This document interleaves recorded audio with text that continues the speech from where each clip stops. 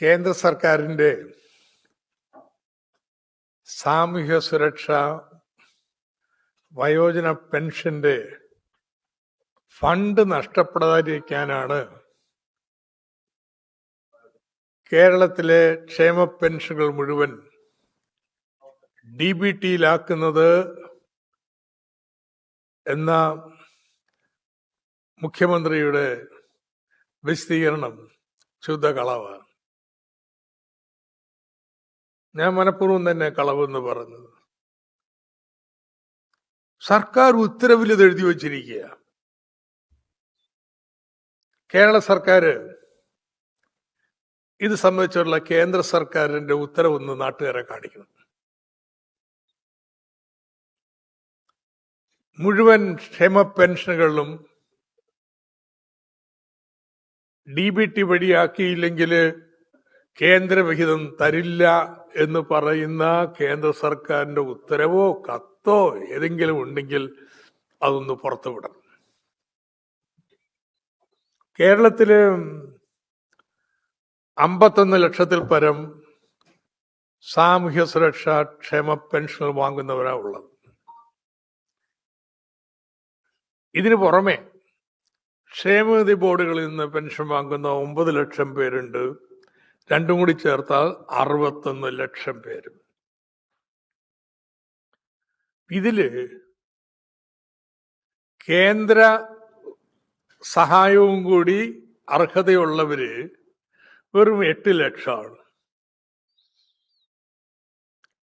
അവർക്ക് വേണ്ടി കേന്ദ്രം തരുന്നത് നമ്മൾ 2000 രൂപ കൊടുക്കുമ്പോൾ 200 മുതൽ 300 രൂപ വരെയാണ്. 80 വയസ്സിന് മുകളിലുള്ളവരാണെങ്കിൽ 500 രൂപ വരും. ഇതാ സ്ഥിതി.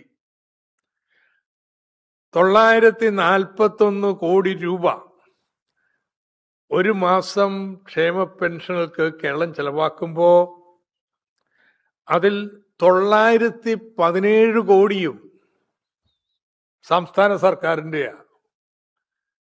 കേന്ദ്രത്തിന്റെ വിഹിതം ഒരു 30 കോടി ഇത്രേ ഉള്ളൂ ഒരു മാസം. അതുകൊണ്ട് 2022 ഡിസംബർ വരെ സംസ്ഥാന സർക്കാർ ഈ കേന്ദ്രത്തിന്റെ വിഹിതവും കൂടി ചേർത്ത് എല്ലാവർക്കും നേരിട്ടങ്ങ് പെൻഷൻ നൽകുന്ന രീതിയായിരുന്നു. എന്നിട്ട് എപ്പോഴെങ്കിലും കേന്ദ്രത്തിൽ നിന്ന് കിട്ടുമ്പോൾ ആ പണം നമ്മൾക്ക് റീഇംബേഴ്സ് ചെയ്ത് കിട്ടും. നമ്മൾ കയ്യിൽ നിന്ന് ആദ്യം കൊടുക്കും കേന്ദ്രത്തിന്റെ വിഹിതവും. അതിപ്പോഴും കുടിശ്ശികയാണ്. 600 കോടി രൂപ വരെ കേന്ദ്രത്തിന്റെ കുടിശ്ശിക വന്ന വർഷമുണ്ട്. വെച്ചാൽ ഒരു വർഷത്തിലേറെ കുടിശ്ശിക വരുത്തിയ വർഷമുണ്ട്. ഇങ്ങനെ പോയിക്കൊണ്ടിരുന്നത്. 2023 ജനുവരിയില് കേന്ദ്ര സർക്കാർ ഒരു കത്തയച്ചു. അവരുടെ പണം DBT വഴി നേരിട്ട് കൊടുക്കണം. നിങ്ങളുടെ പണം അതോടൊപ്പം നൽകണമെങ്കിൽ നേരിട്ട് കേന്ദ്രത്തിന് നമ്മൾ പണം കൊടുക്കണം, എന്നിട്ട് അവർ DBT കൊടുക്കും. വളരെ വിചിത്രമായിട്ടുള്ള ഒരു ഉത്തരവാണ്. 200-300 രൂപ തരുന്നവരുടെ പെൻഷനൊപ്പം നമ്മുടെ പെൻഷൻ നൽകണമെന്നുണ്ടെങ്കിൽ അഡ്വാൻസ് അങ്ങോട്ട് പണം കൊടുക്കണമെന്നുള്ളത്. അവസാനം ധാരണയിലെത്തിയത് കേന്ദ്രത്തിന്റെ വിഹിതം അർഹതപ്പെട്ട 8 ലക്ഷം പേർക്ക് DBT വഴി നേരിട്ട് കൊടുക്കും. സംസ്ഥാന സർക്കാരിന്റെ ബാക്കിയുള്ള തുക എത്രയാണോ, 2000 രൂപയിൽ തികയാത്ത കുറവ് വരുന്ന തുക എത്രയാണോ അത് സംസ്ഥാന സർക്കാർ ഒന്നുകിൽ DBT വഴി കൊടുക്കും, അതല്ലെങ്കിൽ വീട്ടിൽ നേരിട്ട് കൊടുക്കും. അങ്ങനെയാണ് നടന്നുകൊണ്ടിരുന്നത് 2023 മുതൽ. ഒരു തർക്കം ഉണ്ടാക്കിയിട്ടില്ലെന്ന് കേന്ദ്രം സമ്മതിച്ച കാര്യമാണ്. കേന്ദ്രത്തിന്റെ പണം നേരിട്ട് നൽകണമെന്ന് DBT വഴി നൽകണമെന്നല്ലാതെ സംസ്ഥാനം നൽകുന്ന പണം മുഴുവനും DBT വഴി കേന്ദ്രത്തിന്റെ ചാലു വഴി കൊടുക്കണമെന്നൊന്നും ഒരു ആവശ്യം ഉണ്ടായിട്ടില്ല. എപ്പോഴാ കേന്ദ്ര സർക്കാർ ഇങ്ങനെ ആവശ്യപ്പെട്ടത്? ഉത്തരവിറക്കിയിരിക്കുകയല്ലേ. ധനമന്ത്രാലയത്തിന് വിശദീകരണം നൽകണം എന്നാ കേന്ദ്ര സർക്കാർ ഇങ്ങനെ അറിയിച്ച പുതിയ കാര്യം. ഇതാണ് ഞാൻ പറഞ്ഞത്, കള്ളമാണ്. ഇല്ലാത്ത കാര്യം പറഞ്ഞ് ഒരു ജനവിരുദ്ധ നയം നടപ്പാക്കിയാണ്. ഒരു നരറ്റീവ് ഉണ്ടാക്കാൻ ശ്രമിക്കണത് എന്താണെന്നറിയാമോ? ഗുണഭോക്താക്കളിൽ നിന്ന് പ്രതിഷേധമൊന്നുമില്ലല്ലോ. പ്രതിഷേധം മുഴുവൻ മാർക്സിസ്റ്റ് പാർട്ടിക്കാണല്ലോ. മാർക്സിസ്റ്റ് പാർട്ടിക്ക് നിശ്ചിത താല്പര്യമുണ്ട് ഇതിൽ നിന്നൊക്കെ പ്രാദേശികമായിട്ട് ഒന്നീ പണം എടുക്കുന്നുണ്ടാവണം, അതില്ലെങ്കിൽ രാഷ്ട്രീയ നേട്ടം ഉണ്ടാക്കണം എന്നൊക്കെ വെച്ചുള്ളൊരു നരറ്റീവാണ് ഉണ്ടാക്കാൻ ശ്രമിക്കുന്നത്. ആർക്കും എതിർപ്പില്ലല്ലോ മാർക്സിസ്റ്റ് പാർട്ടി ഒഴികെ എന്നുള്ളത്. എതിർപ്പിന്റെ കാര്യം കാണാവുന്നത് പെൻഷന്റെ സമയമാവട്ടെ എങ്ങനെ ഉണ്ടാവാൻ പോണേ എന്നുള്ളത്. 23 ലക്ഷം പേർക്ക് അക്കൗണ്ട് തുടങ്ങണ ചില്ലറ കാര്യമോ? അക്കൗണ്ട് തുടങ്ങിയാൽ പറ്റപ്പോൾ ആധാരമായി ബന്ധപ്പെടുത്തണം, അവിടെ എലിജിബിൾ സർട്ടിഫിക്കറ്റുമായിട്ട് ബന്ധപ്പെടുത്തണം. അങ്ങനെ അക്കൗണ്ട് തുടങ്ങുന്നതിന് 1ഉം 2ഉം അല്ല, 23 ലക്ഷം പേരാണ്. ആ 23 ലക്ഷം പേരില് ഭൂരിപക്ഷം പേരും 70 വയസ്സിന് മുകളിലുള്ളവർ. എങ്ങനെ ഇത് വന്നത്? കഴിഞ്ഞ ഉമ്മൻചാണ്ടി സർക്കാരിന്റെ കാലത്ത് ഒരു നേരും വ്യവസ്ഥയില്ലാത്തതായിരുന്നു നമ്മുടെ വയോജന പെൻഷൻ നടന്നുകൊണ്ടിരുന്നത്. ആർക്ക് കിട്ടി, എത്ര കിട്ടി, ഇതിനൊന്നും ഒരു കണക്കുമില്ല. കുറച്ച് പെൻഷൻ, കർഷക തൊഴിലാളി പെൻഷൻ പോലുള്ളവ പഞ്ചായത്ത് തദ്ദേശ ഭരണ സ്ഥാപനങ്ങൾ വഴി നേരിട്ട് നൽകും. ബാക്കിയുള്ളവ പോസ്റ്റ് ഓഫീസ് വഴി അയച്ചുകൊണ്ടിരുന്നത്. ഭൂരിപക്ഷം പെൻഷനും പോസ്റ്റ് ഓഫീസ് വഴിയായിരുന്നു. പോസ്റ്റ് ഓഫീസ് വഴി അയക്കുന്നതിനുണ്ടായ പ്രശ്നം എന്താ? പോസ്റ്റ് ഓഫീസിൽ കേന്ദ്ര സർക്കാർ ജീവനക്കാരുടെ എണ്ണം കുറച്ചു. അപ്പോ പോസ്റ്റ് ഓഫീസിൽ ഒരാൾക്ക് ഒരു പഞ്ചായത്തിലെ എല്ലാവരുടെയും വീട്ടിൽ കൊണ്ടുപോയിട്ട് മണി ഓർഡർ കൊടുക്കാൻ പറ്റുമോ?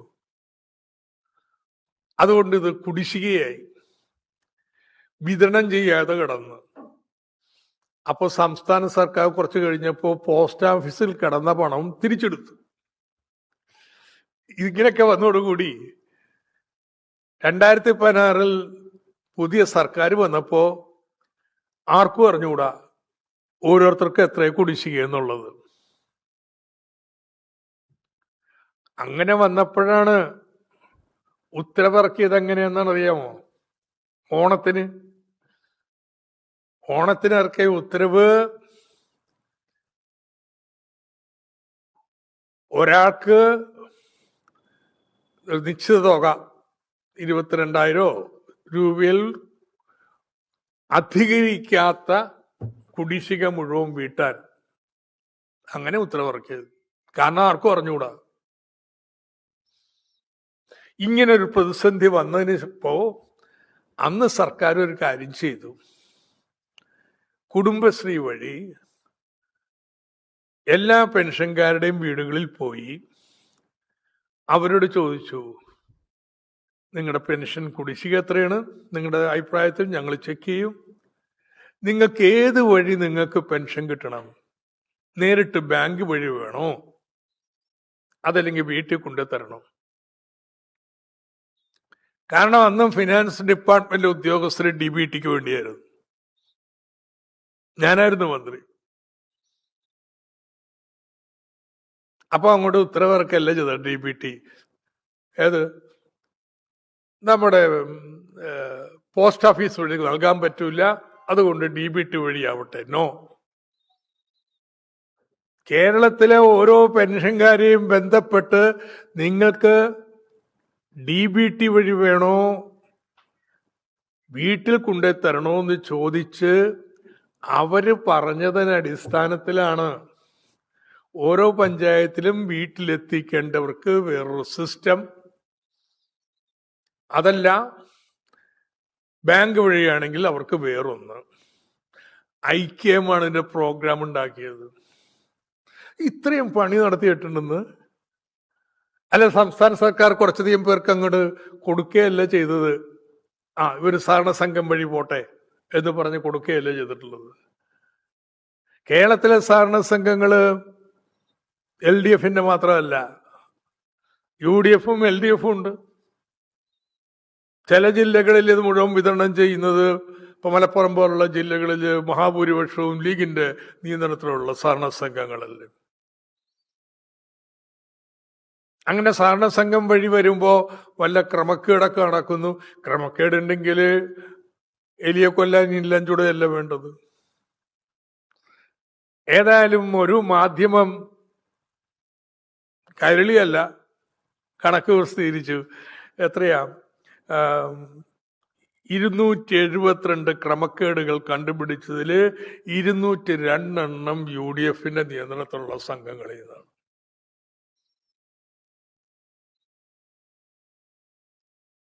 അപ്പോ ഇത് കേരളത്തിലെ സഹകരണ സംഘങ്ങൾ വഴി ഫലപ്രദമായി നടന്നുകൊണ്ടിരുന്നതാണ്. ഈ കോവിഡ് കാലത്ത്, വെള്ളപ്പൊക്ക കാലത്ത്, എങ്ങനെയാ കഴിഞ്ഞ സർക്കാരിന്റെ കാലത്ത് പണം വീടുകളിലെത്തിയത്?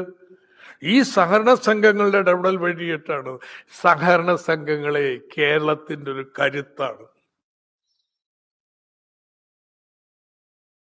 അത് ഇവിടെ സെക്രട്ടേറിയറ്റിലെ ഉദ്യോഗസ്ഥന്മാർക്ക് പിടിയില്ല കേട്ടോ. അതുകൊണ്ട് എന്താ ഇപ്പൊ ചെയ്തിരിക്കുന്നത്? ഈ സഹകരണ സംഘമില്ല, നേരിട്ട് അങ്ങ് കൊടുക്കാൻ പോവുകയാണ്. പിന്നെ പ്രശ്നം എന്താ? ഈ വന്യവയോധികരായിട്ടുള്ള ആളുകള്, ചെറുപ്പക്കാരായിട്ടുള്ള വയസ്സന്മാര്, 60, 65, 70 വരെയുള്ളവര്, അവരൊക്കെ DBTക്ക് ഓപ്റ്റ് ചെയ്തിട്ടുണ്ട്. കിടപ്പ് രോഗിയാവുണ്ടെന്ന് ഇതൊക്കെ ഒന്ന് മനസ്സിലാക്ക്. ഒരു 80 അടുത്ത് കഴിഞ്ഞാൽ വീടിനടുത്തല്ലാതെ ദൂരെ പോവില്ല. കിടപ്പ് രോഗിയായിട്ടില്ല. ഇങ്ങനെയുള്ള പ്രായാധിക്യമുള്ള മുഴുവൻ പേരും ഞങ്ങൾക്ക് വീട്ടിൽ കൊണ്ടെത്തരണം എന്നാ പറയുന്നത്. അവരൊക്കെ ഇനി അക്കൗണ്ട് തുറക്കാൻ വേണ്ടി പോണം. 2, ഈ അക്കൗണ്ട് തുറക്കാൻ മാത്രമല്ല, എല്ലാ മാസവും മേടിക്കാൻ വേണ്ടി പോണം. ഇവര് പോയില്ലെങ്കിലും വേറെ ആരെങ്കിലും പോണ്ടേ? വേറെ ആരെങ്കിലും പോയാൽ ഇത് ഇവരുടെ കയ്യിൽ കിട്ടുമെന്ന് വല്ല ഉറപ്പുണ്ടോ? ഇതെന്റെ പ്രശ്നം. 23 ലക്ഷം പേര് ഏതാനും ദിവസം എല്ലാ ബാങ്കിലും കയറി കഴിഞ്ഞാൽ ബാങ്കിൽ ഉണ്ടാവുന്ന ബഹളം എന്തായിരിക്കും? ഇവര് ഓൺ ദർ വൊളീഷൻ, അവര് തന്നെ പറയുന്നു ഞങ്ങൾക്ക് സൗകര്യം വീട്ടിൽ തരുന്നതാണ്. ഇല്ല, നിങ്ങൾ ബാങ്കിൽ പോയി ക്യൂന്ന് മേടിക്കണം. എന്തിനു വേണ്ടിയിട്ടാണ്? ഇതാണ് ഉയർന്നു വരുന്ന ചോദ്യം. എന്തിനു വേണ്ടിയിട്ടായി ചെയ്യുന്നത്? കേന്ദ്രം പറയുന്നൊന്നും പറയണ്ട, കേന്ദ്രമൊന്നും പറഞ്ഞിട്ടൊന്നുമില്ല. ഇതാരുടെ തലയിൽ ഉദിച്ച ബുദ്ധിയാണ്. അപ്പോ ഇതിനെതിരെ വലിയ പ്രതിഷേധം വരുമെന്നതിനെ കുറിച്ചൊന്നും ആർക്കും സംശയം വേണ്ട കേട്ടോ. ഇതിവിടെ അവസാനിക്കാൻ പോകുന്നില്ല. ജനങ്ങളെ ഇങ്ങനെ കഷ്ടപ്പെടുത്തുന്നതിന്റെ പിന്നില് ഒറ്റ ലക്ഷ്യം മാത്രമേ ഉള്ളൂ. വീട്ടിൽ കൊണ്ടുപോയി കൊടുക്കുമ്പോ തീയതി മാസാവസാനമാകുമ്പോ കൊണ്ടുവരുന്ന ആളെ ആർക്കും ചോദിക്കുന്ന തരാത്തത് ജനം അറിയും. സമ്മർദ്ദവും ഓരോരുത്തരുടെ അക്കൗണ്ടിലേക്ക് ആ പണം വരുന്നതെങ്കിൽ അയാൾക്കല്ലേ അറിയുള്ളൂ വന്നോ ഇല്ലേ എന്നുള്ളത്.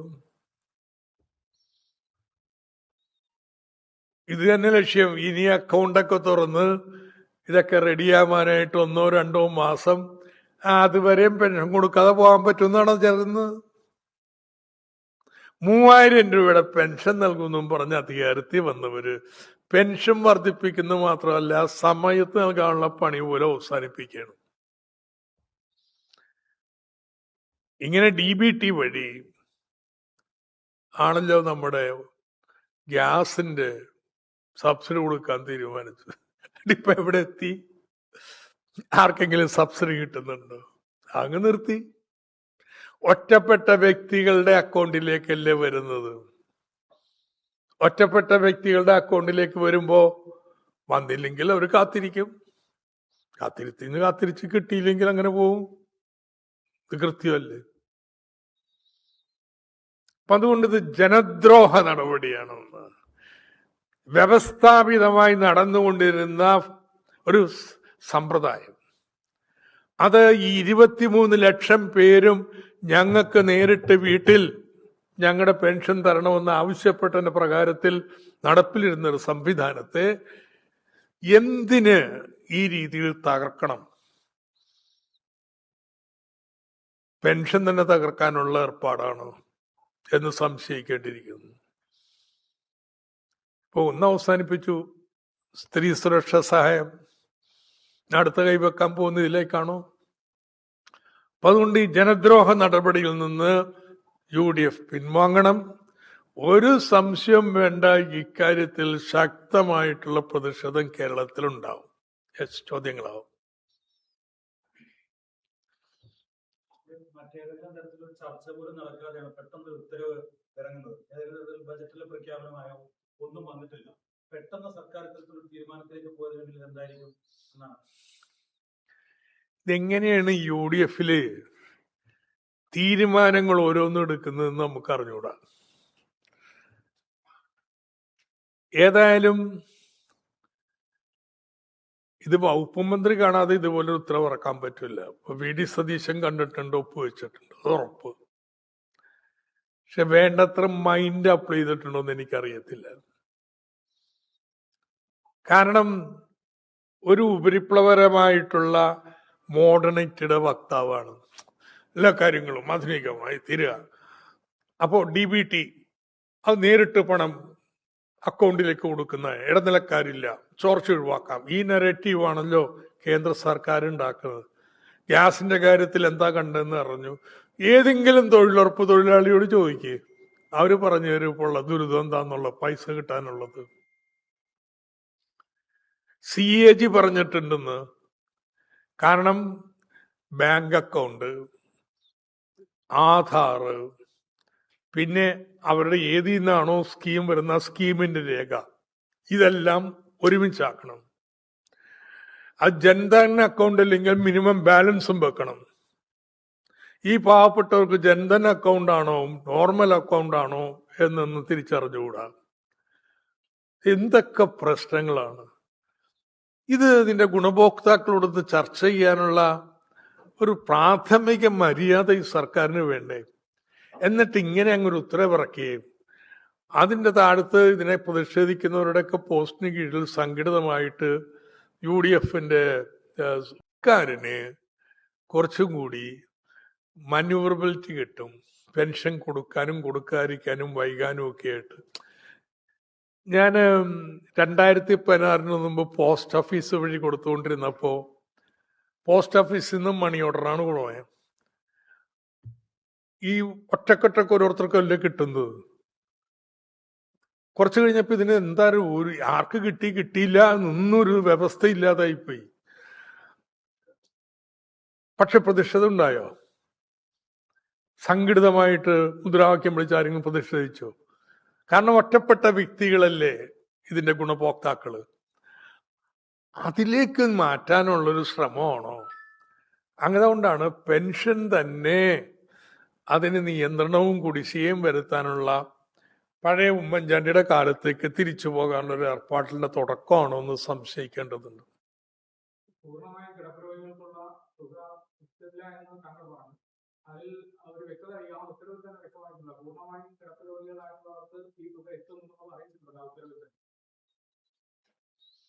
അല്ല, തുക നൽകുന്നത് കൊണ്ടുപോകുന്ന അവിടുത്തെ ഉദ്യോഗസ്ഥരല്ലേ. അങ്ങനെ ഉദ്യോഗസ്ഥർ പോകുമ്പോ പല സ്ഥലത്തും ജനപ്രതിനിധിയും എല്ലാം പോവും. ഇന്നിപ്പോ ജനപ്രതി പോകുന്ന ആരാ?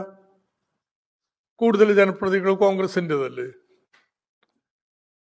ഇന്നത്തെ തദ്ദേശ ഭരണ സ്ഥാപനങ്ങളില് അതിലെന്താ തെറ്റെന്ന് ഞാൻ പറയുന്ന, അപ്പോഴാ കൂടുതൽ സുതാര്യത വരിക, കൃത്യമായിട്ട് കിട്ടുന്നുണ്ടെന്ന് ഉറപ്പ് വരുത്താൻ പറ്റുക. അതൊന്നും ജനവിരുദ്ധമൊന്നുമല്ല, എൻ്റെ പ്രൈവസിലുള്ള കയ്യേറ്റമൊന്നുമല്ല. സമയബന്ധമായിട്ട് ഇത് വിതരണം ചെയ്യപ്പെടുന്നുണ്ടെന്ന് നോക്കാൻ വേണ്ടിയിട്ട് ജനപ്രതികൾ ഇടപെടുന്നു. അവിടെ കിടന്നിട്ടില്ല, ഇത്ര ദിവസമായി, എന്താ നിങ്ങൾ കൊണ്ടു കൊടുക്കാത്തതെന്ന് ചോദിക്കുന്നു. അതൊക്കെ ന്യായമായിട്ടുള്ള പെരുമാറ്റ രീതികളല്ലേ. മറ്റൊരു കാര്യം, വേറൊരു കാര്യം, ഈ വന്ദേ മാതരം ആലപിക്കുന്നതുമായി ബന്ധപ്പെട്ട് ചീഫ് സെക്രട്ടറിയുടെ കത്ത് തദ്ദേശ സെക്രട്ടറിമാർക്ക് പോയിട്ടുണ്ട്. വന്ദേ മാതരം പൂർണ്ണമായും ആലപിക്കണം, അത് കേന്ദ്ര നിർദ്ദേശം അനുസരിച്ച് തന്നെ സ്വാതന്ത്ര്യാഘോഷ പരിപാടികളിൽ ചൊല്ലണം എന്നുള്ളതാണ് പറഞ്ഞിരിക്കുന്നത്. ഒരു ഇന്നത്തെ ഫെഡറൽ സിസ്റ്റത്തിനുള്ളിൽ കേന്ദ്ര സർക്കാർ ഉത്തരവ് വന്നു കഴിഞ്ഞാൽ സംസ്ഥാന സർക്കാർ ചിലപ്പോൾ അതിനെ ചെയ്യേണ്ടി വരും. പക്ഷെ പ്രതിഷേധം എന്ന് പറഞ്ഞൊന്നില്ലേ. ഈ ഫെഡറൽ സംവിധാനത്തിനുള്ളിൽ BJP ആണ് കേന്ദ്രം ഭരിക്കുന്നത്. BJP അല്ലല്ലോ കോൺഗ്രസ്, അല്ലെന്നല്ലേ പറഞ്ഞുകൊണ്ടിരിക്കുന്നത്. ഇപ്പൊ നമ്മുടെ നിലപാടുകൾക്ക് വിരുദ്ധമായ ഒരു കാര്യം ചെയ്യണമെന്ന് പറഞ്ഞാൽ ചെയ്യേണ്ടി വന്നാൽ പ്രതിഷേധത്തോടെ ചെയ്യുക. ഒരു പ്രതിഷേധവും പോലും ഇല്ലാതെ ആലപിച്ചോണമെന്നും പറഞ്ഞ് ഉത്തരവിറക്കണം ആരെങ്കിലും പറഞ്ഞു? അതെ, ഞാൻ ആലപിക്കുന്നില്ല ഞങ്ങളുടെ ചടങ്ങിൽ, കേന്ദ്രം ചോദിക്കട്ടെ എന്ന് ഞങ്ങളോട് ചോദിക്കട്ടെ. ഇത് അഡ്വാൻസ് ആയിട്ട് ഏത് കാര്യത്തിലും ഒരു മൃദുഹിന്ദുത്വ സമീപനത്തിലേക്ക് മാറുകയാണ്. VD സതീശന്റെ ചിന്ത ഇങ്ങനെ കേന്ദ്രത്തെ മണിയടിച്ച് കാര്യങ്ങൾ ചെയ്യാവുന്നതാണ്. അത് സത്യമായിട്ടും അങ്ങനത്തെ ഒരു ചിന്തയിലാണ് കേട്ടോ. അതിലേറ്റവും പരിഹാസ്യം, കേരളം ഭയങ്കര കടക്കിണിയിലാണ് എന്നൊക്കെ പറഞ്ഞ് വോട്ട് പിടിച്ച് മനുഷ്യന്മാരെ പേടിപ്പിച്ച് വോട്ട് മേടിച്ചവര് സാധാരണ കിട്ടാവുന്ന കടം മാത്രം പോരാ, ഒരു 30% കൂടി കടമെടുക്കാനുള്ള അവകാശം ഈ വർഷം വേണമെന്ന് രഹസ്യമായിട്ട് കത്തയച്ചവർ, നിവേദനം കൊടുത്ത, കത്തല്ല നിവേദനം. കേരള സർക്കാർ 30% കൂടി വായ്പ എടുക്കാനുള്ള അനുവാദത്തിന്, പ്രത്യേക അനുവാദത്തിന് ആവശ്യപ്പെട്ടിട്ടുണ്ടെന്ന് ആരോടെങ്കിലും പറഞ്ഞോ? കേരളത്തിലെ ധനപ്രതിസന്ധി പരിഹരിക്കുന്നതിന് ഇപ്പൊ കണ്ടെത്തിയിരിക്കുന്ന മാർഗം കേന്ദ്ര സർക്കാരെ ഇത്തരത്തിൽ മണിയടിക്കുക, അഡ്വാൻസ് ആയിട്ട് അവരുടെ ഹിന്ദുത്വ നിലപാടുകൾക്ക് പിന്തുണ നൽകുക എന്നായിട്ട് മാറിയിരിക്കുകയാണ്. ഉദ്ദേശം ഇതാണ്. പക്ഷെ കേന്ദ്രം കഴിഞ്ഞില്ല കേട്ടോ. അഡീഷണൽ വായ്പ എടുക്കാനുള്ള അനുവാദമൊന്നും കൊടുത്തിട്ടില്ല. അങ്ങനെ നിഷേധിച്ചുകൊണ്ട് കത്ത് വന്നപ്പോഴാണ് നമ്മൾ മനസ്സിലാക്കിയത്, അയ്യോ ഈ കടപ്പേടിക്കാരൻ 30% കൂടി വായ്പ എടുക്കാൻ വേണ്ടി ചെന്നിരിക്കുന്നു എന്നുള്ളത്. അപ്പോ ഇത് ലേറ്റസ്റ്റ് ഉദാഹരണമാണ്. ഇവിടെ വന്ദേ മാതരം 6 ചരണങ്ങൾ പൂർണ്ണമായിട്ട് പാടണം എന്ന് കേന്ദ്രം പറഞ്ഞു. അത് ശരിയല്ല. ഇന്ത്യൻ നാഷണൽ കോൺഗ്രസിന്റെ AICC ഇങ്ങനെയാണ് തീരുമാനിച്ചിരുന്നത്. വേറെ ആരുമല്ല, കോൺഗ്രസിന്റെ നേതൃത്വം തീരുമാനിച്ചിരുന്നത് ഇങ്ങനെയാണ്. അതാണ് ഭരണഘടനാ സഭയിലുണ്ടായ ചർച്ചയുടെ സത്ത. നിങ്ങളിന്ന് പറയുന്നത് വർഗീയ ലക്ഷ്യം വെച്ചാണ് എന്ന് പറഞ്ഞിട്ട് നിർത്തിയൊന്നുമില്ല. കേന്ദ്രത്തിന് ഉത്തരവാണ്, പറയാൻ വാതുറക്കുന്നില്ലല്ലോ. അപ്പൊ അതുകൊണ്ട് ഈ കാര്യത്തിൽ മാത്രമല്ല, എല്ലാ കാര്യങ്ങളിലും കേന്ദ്ര സർക്കാരിന്റെ ഹിന്ദുത്വ നയസമീപനങ്ങൾക്ക് കീഴ്വഴങ്ങിക്കൊടുക്കുന്ന ഒരു നിലപാടാണ് ഇന്ന് UDF സർക്കാർ സ്വീകരിച്ചുകൊണ്ടിരിക്കുന്നത്.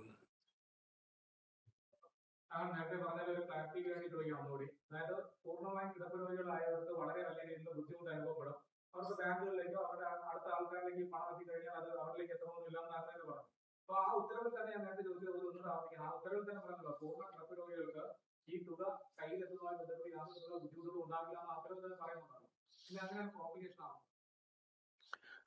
എന്താ പറഞ്ഞ? സോറി, കിടപ്പ് രോഗികളെ ബാധിക്കില്ല, അവർക്ക് അത് വീടുകളിൽ തന്നെ കൊടുക്കുമെന്ന് ഉത്തരവിൽ പറയുന്നുണ്ടല്ലോ. കിടപ്പ് രോഗികൾ അവിടെ ഒന്നില്ലെന്ന് ഞാൻ പറയുന്നു. ഈ പ്രായത്തിൽ എനിക്ക് ബാങ്കിൽ പോയി നിൽക്കാൻ പറ്റില്ല. ഞാൻ സർക്കാരിനോട് പറയണേ, എനിക്ക് എൻ്റെ വീട്ടിൽ കൊണ്ടുപോയി തരണം. ഇനി ഞാൻ കിടപ്പായിട്ടില്ല, പക്ഷെ ഞാൻ വീടിന് വിട്ട് ദൂരെ പോകാറില്ല. ഇനി ഈ പണം എൻ്റെ കയ്യിൽ തന്നെ കിട്ടണം. എനിക്ക് വേറെ ആരെങ്കിലും ബാങ്കിൽ വിട്ടെടുപ്പിക്കാൻ പറ്റില്ല. അപ്പൊ വാട്ട് എവർ റീസൺസ് 23 ലക്ഷം പേര് ആവശ്യപ്പെട്ടിട്ടാണ് അവർക്ക് വീട്ടിൽ കൊണ്ടുപോയി കൊടുക്കണേ. അല്ല സർക്കാർ ഒരു ദിവസം തീരുമാനിച്ചതല്ല ഞങ്ങൾ ഇത്രയും പേർക്ക് വീട്ടിൽ സപ്ലൈ ചെയ്യുന്നു. അവരാവശ്യപ്പെട്ടതാണ്. കേരള സർക്കാർ അവരോട് പോയി ചോദിച്ചു, നിങ്ങൾക്ക് വീട്ടിൽ കൊണ്ടുപോയി തരണോ അതോ ബാങ്കിലിട്ടാ മതിയോ? അവരുത്തരം പറഞ്ഞു, എനിക്ക് ബാങ്കിലിട്ടല്ല വേണ്ടത്, വീട്ടിൽ കൊണ്ടുപോയി തരണം. ഇത് റദ്ദാക്കാനായിട്ട് അവരോടൊരു വാക്ക് പറയണ്ടേ? അവരുടെ ഒരു അഭിപ്രായം തേടണ്ടേ? ഇതൊന്നും ഇല്ലാതെ ഒരു ദിവസം ഒരു രാഷ്ട്രീയ നേതൃത്വം ഒന്നും പറയുന്നില്ല, ഒരു ഉത്തരവിറങ്ങുന്നു. ഇത് ശരിയാണോ? കഴിഞ്ഞ ഭരണത്തിന്റെ കാലഘട്ടത്തിൽ തന്നെ ഇത്തരത്തിലുള്ള ഒരുപാട് അഴിമതി, അതായത് ഈ പണം തട്ടുന്നു എന്നുള്ള തരത്തിലുള്ള വാർത്തകളും പുറത്തുണ്ടായി. അതിൽ CPM LC അംഗങ്ങൾ ഉൾപ്പെടെയുള്ളവർ അറസ്റ്റിലാകുന്ന സാഹചര്യം ഉണ്ടായിരുന്നു. അതെ അതെ, മനോരമ വിഷനിൽ വന്ന വാർത്ത ഞാൻ പറഞ്ഞ് 272 ക്രമക്കേടുകൾ കണ്ടുപിടിച്ചു. 202 UDF ഭരിക്കുന്ന തദ്ദേശ ഭരണ സ്ഥാപനങ്ങളിൽ നിന്നാണ്. നല്ല തക്കതായ ശിക്ഷ കൊടുത്തു കഴിഞ്ഞാൽ അവസാനിക്കും. അപ്പൊ നിയമം ലംഘിക്കപ്പെടുന്നു എന്നുള്ളത് കൊണ്ട് നിയമേ മാറ്റാൻ പോയാ അങ്ങനെയാണെങ്കിൽ എന്തെല്ലാം മാറ്റേണ്ടി വരും? അങ്ങനെ ഒരു അഴിമതി അപ്പോൾ ഇതുകൊണ്ട് മാറുകയല്ലേ എന്ന് പറഞ്ഞിട്ടുണ്ട്. അപ്പോൾ താങ്കൾ പറഞ്ഞ പോലെ ഈ 202 ചെയ്തു. ആ ഒരു എലിയെ കൊല്ലാൻ ഇല്ലം ചുടുന്നൊരു ഏർപ്പാടുണ്ടാക്കും. എലിയെ തൂവും, പക്ഷെ നമ്മുടെ ഇല്ലവും പോവും. അതാണ് പ്രശ്നം. ഇവിടെ വയോജനങ്ങളാണ്, അവർക്ക് നമ്മൾ ധനസഹായം നൽകുമ്പോഴേ അവരുടെ അഭിലാഷം എന്ത് എന്നുള്ളത് കൂടി നമ്മൾ കണക്കിലെടുക്കണം. അതിൽ ഒരു 20 ലക്ഷം പറഞ്ഞു ഞങ്ങൾക്ക് ബാങ്ക് വഴി മതി, ബാങ്ക് വഴി. 23 ലക്ഷം പറഞ്ഞു ഇല്ല ഞങ്ങൾക്ക് വീട്ടിൽ കൊണ്ട് തരണം. ഇനി നിങ്ങളത് അതിന്റെ അടിസ്ഥാനത്തിൽ അവർ പറഞ്ഞതിന്റെ അടിസ്ഥാനത്തിൽ സിസ്റ്റം നിൽക്കല്ലേ, അത് മാറ്റുമ്പോ അവരോടൊന്ന് വർത്താനം പറയേണ്ടത്. ആ പറയണം. അതാണ് ജനാധിപത്യം. ആ ജനാധിപത്യം മര്യാദകളൊന്നും ഇല്ലാത്ത ഒരു കൂട്ടമായിട്ട് UDF സർക്കാർ മാറിക്കൊണ്ടിരിക്കുകയാണ്. ഉത്തരവിൽ പറയുന്നത് ഈ ബാങ്കുകൾക്ക് ഇൻസെന്റീവ് കൊടുക്കണം, അതൊരു അധിക ബാധ്യതയായി വരുന്നു. LDF സർക്കാർ പോകുന്ന ഘട്ടത്തിൽ തന്നെ ഏകദേശം 4 മാസത്തോളം ആ ഇൻസെന്റീവ് കുടിശ്ശിക വരുത്തിയിട്ടാണ് പോയത്. അതെ, കുടിശ്ശികയില വരുത്തിയത് ബാങ്കിന് കൊടുക്കാണല്ലോ. അതെങ്ങനെ കൊടുത്തിട്ടുണ്ട്, കുടിശ്ശിക വന്നിട്ടുണ്ട്, കൊടുക്കും. ഇനി 30 രൂപ എന്ന് പറയുന്ന ഒരു സർവീസ് ചാർജ് തതിയോ വീട്ടിൽ കൊണ്ടുപോയി കൊടുക്കുന്നതിന്? ആ പാവപ്പെട്ട ജീവനക്കാരൻ പോകുമ്പോ അയാൾക്ക് ഒരു സഹായം കൊടുക്കണ്ടേ? ഇനി ഇതുകൊണ്ടും തീർന്നില്ല കേട്ടോ. സർക്കാരിൻ്റെ ആ മാസം പണമില്ല, പെൻഷൻ മുടങ്ങരുത്. എവിടെന്നാ പണം? ഈ സഹകരണ ബാങ്കിൽ നിന്നാണ്. ആ ബാങ്കിൽ നിന്ന് വായ്പ എടുത്ത് അവർക്ക് തന്നെ കൊടുക്കാൻ വേണ്ടി ഒരു പെൻഷൻ കമ്പനി ഉണ്ടാക്കി. ഇനി ആ പെൻഷൻ കമ്പനി വേണ്ടെന്ന് പറഞ്ഞു. നീ കാത്തിരുന്ന് കണ്ടോ, ഉമ്മൻചാണ്ടിയുടെ കാലത്തേക്ക് തിരിച്ചു പോയാണ് സാമൂഹ്യക്ഷേമ പെൻഷൻ. ശരി, there's a pattern to it. ഭരിക്കുന്ന സർക്കാരിന് തീരുമാനങ്ങൾ എടുക്കാം, പക്ഷെ ആ തീരുമാനം എടുക്കുമ്പോൾ ഇവിടെ ഞാൻ പറയുന്നത് വേറൊരു സർക്കാർ തീരുമാനിച്ചെന്നല്ല. ഇതിന്റെ 23 ലക്ഷം ഗുണഭോക്താക്കൾ ഞങ്ങൾക്ക് വീട്ടിൽ കൊണ്ടുപോയി തരണം, അതാണ് അഭികാമ്യം എന്ന് പറഞ്ഞൊരു കാര്യമാണ് റദ്ദാക്കണത്.